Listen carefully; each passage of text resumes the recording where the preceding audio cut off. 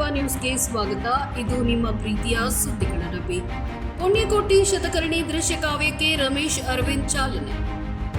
ಪುಣ್ಯಕೋಟಿ ಹಾಡನ್ನ ಕೇಳದ ಕಿವಿಗಳೇ ಇಲ್ಲ ಅಂತ ಹೇಳ್ಬೋದು. ಅಂತಹ ಪುಣ್ಯಕೋಟಿ ಹಾಡನ್ನ ಖ್ಯಾತ ಕಾದಂಬರಿಕಾರ, ಬರಹಗಾರ, ಕೃಷಿ ವಿಜ್ಞಾನಿ ಹಾಗೂ ಪ್ರಾಧ್ಯಾಪಕ KN ಗಣೇಶಯ್ಯ ಪುನರ್ರಚಿಸಿದ್ದಾರೆ.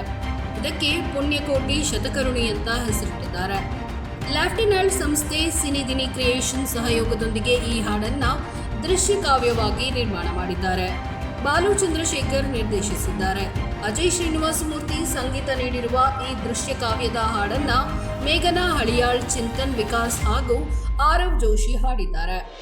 ಇತ್ತೀಚೆಗೆ ಈ ದೃಶ್ಯ ಕಾವ್ಯದ ಲೋಕಾರ್ಪಣೆ ಸಮಾರಂಭ ಜಯನಗರದ ಯಡಿಯೂರಿನಲ್ಲಿರುವ ಅನಕೃ ಸಮುದಾಯ ಭವನದ ಪುನೀತ್ ರಾಜ್ಕುಮಾರ್ ಸಭಾಂಗಣದಲ್ಲಿ ಅದ್ದೂರಿಯಾಗಿ ನೆರವೇರಿಸಲಾಯಿತು. ರಾಜ್ಯಸಭಾ ಸದಸ್ಯರಾದ ಸುಧಾಮೂರ್ತಿ ಹಾಗೂ ಹೆಸರಾಂತ ನಟರಾದ ರಮೇಶ್ ಅರವಿಂದ್ ರವರು ಈ ದೃಶ್ಯ ಕಾವ್ಯವನ್ನ ಲೋಕಾರ್ಪಣೆ ಮಾಡಿದರು. ಕನ್ನಡ ಹಾಗೂ ಇಂಗ್ಲಿಷ್ ಎರಡರಲ್ಲೂ ಈ ದೃಶ್ಯ ಕಾವ್ಯ ಮೂಡಿ ಬಂದಿರುವುದು ವಿಶೇಷ.